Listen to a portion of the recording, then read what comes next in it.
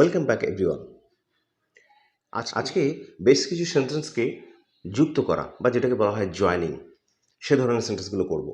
খুবই ইন্টারেস্টিং। এগুলো যদি তোমরা কন্টিনিউয়াসলি প্র্যাকটিস করে দেখবে, অটোমেটিক্যালি তোমাদের একটা ইন্টারেস্ট গ্রো করবে এবং সেন্টেন্সকে ট্রান্সলেশন করার মতো করেই সেন্টেন্স তৈরি করাতে প্রচুর প্রচুর জ্ঞান বাড়ে। আস্তে আস্তে তোমাদের দেখবে জ্ঞান বাড়তে থাকবে।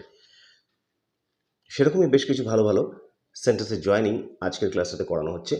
তো চলো শুরু করা যাক তাহলে ক্লাসটা। দেখো, এখানে প্রথম সেন্টেন্সটা আছে, the child is very small. এটা একটা সেন্টেন্স, সিম্পল সেন্টেন্স, ছোট্ট সিম্পল সেন্টেন্স। তারপরে আছে it can not talk properly. তাহলে the child is very small, বাচ্চাটা হচ্ছে খুবই ছোট। It can not talk properly, এটা ভালো করে কথা বলতে পারে না। এখানে দেখো আমাদের ব্র্যাকেটে বলে দেওয়া আছে জয়েন ইন সিম্পল সেন্টেন্স। একটা সিম্পল সেন্টেন্সে আমরা এটাকে জয়েনিং করব। একটা সিম্পল সেন্টেন্সে আমরা জানি একটাই ফিনিট ভার্ব বা মেইন ভার্ব থাকবে, বাকিগুলো মেইন ভার্ব কিছু থাকে না, সব ইনফিনিটিভ দিয়ে করা থাকবে বা অন্যভাবে করা থাকবে। ইনফিনিটিভ মানে টু দিয়ে করা থাকতে পারে বা অন্য আইএনজি দিয়ে জোড়া থাকতে পারে, এইভাবে থাকবে। তাহলে যখনই এই ধরনের কোনো জিনিস থাকবে যে বাচ্চাটা খুবই ছোট কথা বলার জন্য বা বয়স্ক লোকটা খুবই দুর্বল হাঁটার জন্য বা হাঁটতে পারে না, এই খুবই কথাটা যখন থাকবে তোমরা দেখতে পাবে, যেমন এখানে ভেরি স্মল আছে, তখন এটাকে ঠিক এইভাবে জয়েনিং করবে তোমরা। The child is too small to talk properly. দেখতে পাচ্ছ তোমরা এই যে কথাটা লেখা হয়েছে, বাচ্চাটা, the child is too small, এই কথাটার মানে হচ্ছে বাচ্চাটা খুবই ছোট, টু টক প্রপারলি, কথা বলার জন্য সঠিকভাবে। প্রপারলি মানে সঠিকভাবে। এখানে এ ধরনের সেন্টেন্স আগেও তোমাদের সামনে আলোচনা হয়েছে। তাহলে এটা একটা সিম্পল সেন্টেন্সে জয়েনিং করা হয়ে গেল। এখানে ফিনিট ভার্ব বলতে মেইন ভার্ব যেটা থাকবে, দ্য চাইল্ড ইজ, মানে বাচ্চাটা হয়। এই যে হয় কথাটা, এটা একটা বি ভার্ব বোঝাচ্ছে। তাহলে বি ভার্বটা একটা মেইন ভার্ব বা স্ট্রং ভার্ব বা এটা একটা ফিনিট ভার্ব। বাকিতে দেখো টু টক প্রপারলি, টু দিয়ে ভার্ব কখনো স্ট্রং ভার্ব বা ফিনিট ভার্ব হয় না কিন্তু। তাহলে এই টু টক এটা ফিনিট ভার্ব নয়। তার আগে যেটা রয়েছে the child is too small, তাহলে ইজটা এখানে একটা ফিনিট ভার্ব, বি ভার্ব হলেও কিন্তু এটা একটা ফিনিট ভার্ব। সুতরাং হয়ে গেল এটা একটা সিম্পল সেন্টেন্সে জয়নিং। চলে এসো তার পরের সেন্টেন্সে। The thief saw the police, he ran away. এখানে দুটো সেন্টেন্স আছে, the thief saw the police আর আরেকটা পার্ট আছে হি র্যান অ্যাওয়ে। মানে the thief saw the police, চোরটা পুলিশটাকে দেখলো, তারপরে আছে হি র্যান অ্যাওয়ে, সে দৌড়ে পালিয়ে গেল। তাহলে এটাকে দেখো এখানে বলেছে পার্টিসিপল দিয়ে join.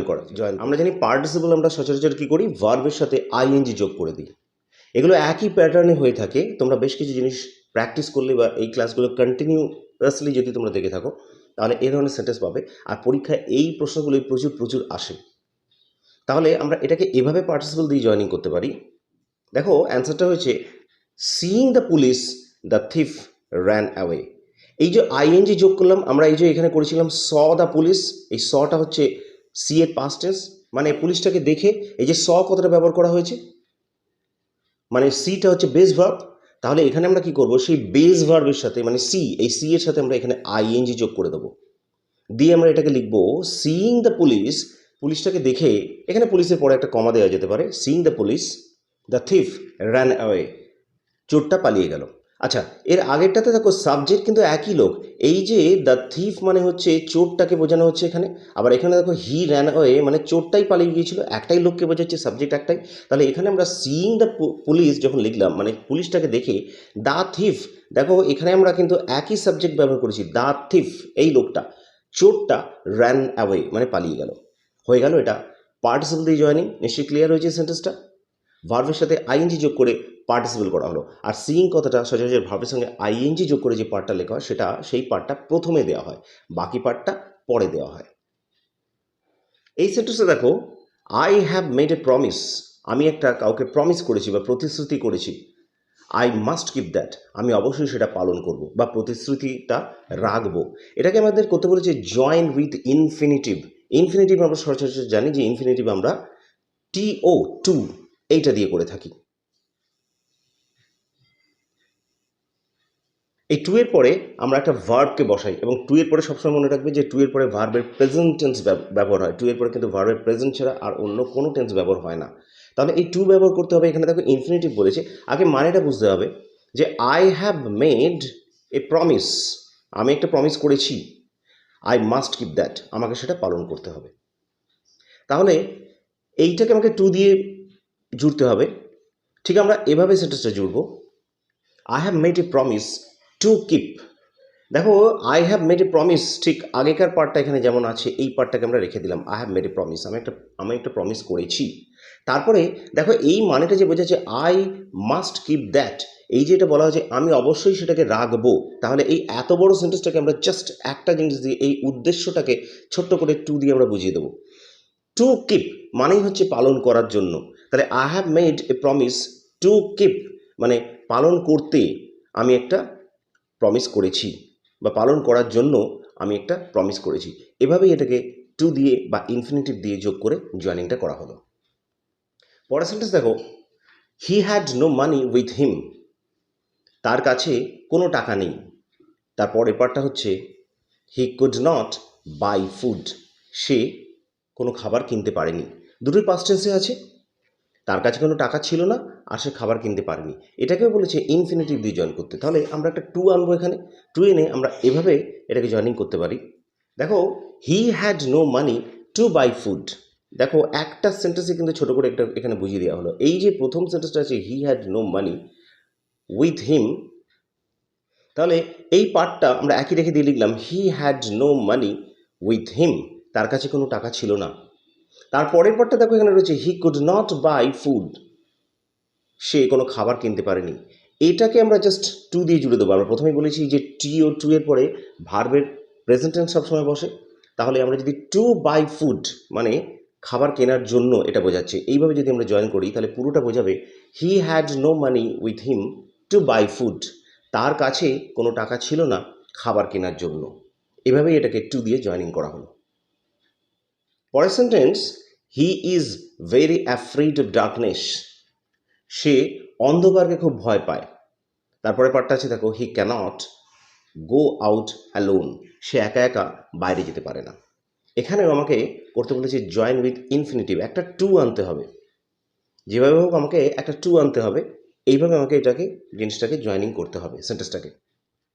He is too afraid of darkness to go out alone, কথাটার মানে কিন্তু একই বোঝাচ্ছে। He is too afraid of darkness মানে সে অন্ধকারকে প্রচণ্ড ভয় পায়। টু গো আউট অ্যালোন কথাটার মানে এখানে বুঝিয়ে দেওয়া হলো যে সে বাইরে একা একা বেরোতে পারে না। তাহলে পুরো সেন্টেন্সটা হলো he is too afraid of darkness to go out alone. এখানে একটা টিও ডাবল টু আর একটা টিও টু ব্যবহার করে, এই যে টিও টু এই কথাটা ব্যবহার করা হলো এখানে, এটা একটা ইনফিনিটিভ। দেখো টিও টু এইটার পরে ভার্বের প্রেজেন্ট টেন্স মানে গো, এই গো এর প্রেজেন্ট টেন্স প্রেজেন্ট ফর্মটা এখানে ব্যবহার হয়েছে। তাহলে পুরো সেন্টেন্সটা এইভাবেই জয়েনিং করা হলো। দেখো এখানে আরেকটা জয়েনিং রয়েছে, the people were very stunned, লোকজন একেবারে স্তব্ধ হয়ে গিয়েছিল। স্টান্ট এখানে এখানে এই যে স্টান্ট কথাটার মানে, এই স্টান্ট কথাটার অর্থ হচ্ছে স্তব্ধ হয়ে যাওয়া। কোনো একটা ঘটনা ঘটেছিল, সেই ঘটনাটার জন্য লোকজন স্তব্ধ হয়ে গিয়েছিল। তার পরের পার্টটা হচ্ছে they could not speak in the beginning, তার মানে প্রথম দিকে তারা কোনো কথাই বলতে পারেনি, মানে লোকগুলো এতটাই স্তব্ধ হয়ে গিয়েছিল যে তারা কোনো কথাই বলতে পারেনি। এটাকেও একই নিয়মে আমরা এভাবে জয়েনিং করতে পারি, the people were too stunned to speak in the beginning. একই নিয়মে আমরা জয়েনিং করলাম। দেখো একটা টি ডাব্লিউ টু আনলাম, যে লোকগুলো মানে খুবই স্টান্ট হয়ে গিয়েছিল, টু স্টান্ট। তারপরে দেখো টু স্পিক কথা বলার জন্য, two speak in the beginning.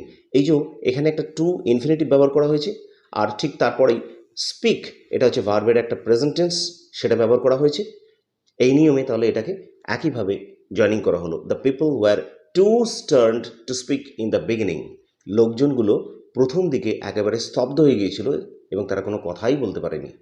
পরের সেন্টেন্সে দেখো হি উইল কাম, সে আসবে, ইট ইজ সার্টেন, এটা নিশ্চিত। এটাকে আমাদেরকে বলেছে জয়েন উইথ অ্যাডভার্বিয়াল। অ্যাডভার্বিয়াল মানে হচ্ছে অ্যাডভার্ব সংক্রান্ত জিনিস বা অ্যাডভার্ব, সেগুলো বসিয়েই জয়েন করা যায়।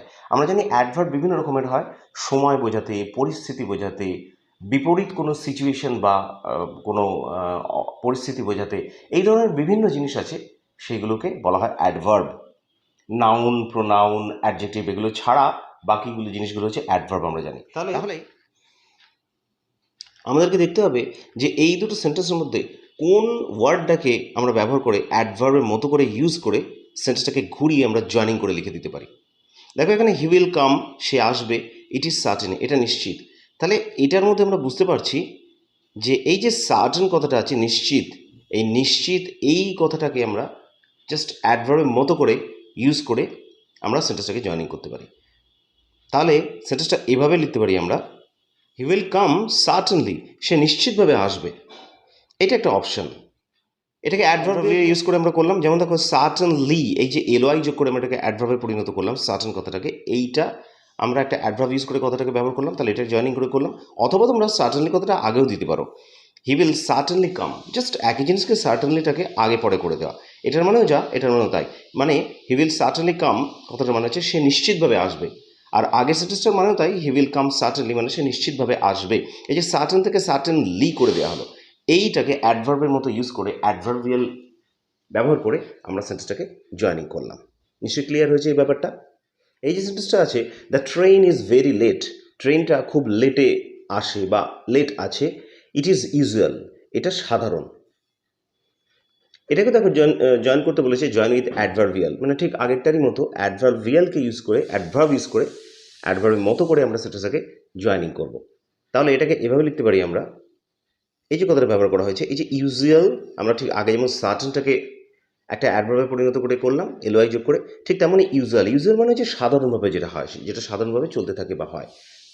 তাহলে the train is usually late, এই ইউজুয়াল কথাটাকে আমরা ইউজুয়ালি এই কথাটা পরিণত করলাম এলওয়াই যোগ করে। আমরা জানি যে কোনো জিনিস, যে কোনো অ্যাডজেক্টিভকে বা অন্য কোনো ওয়ার্ডকে আমরা এলওয়াই যোগ করে কিন্তু অ্যাডভার্ব বানাতে পারি।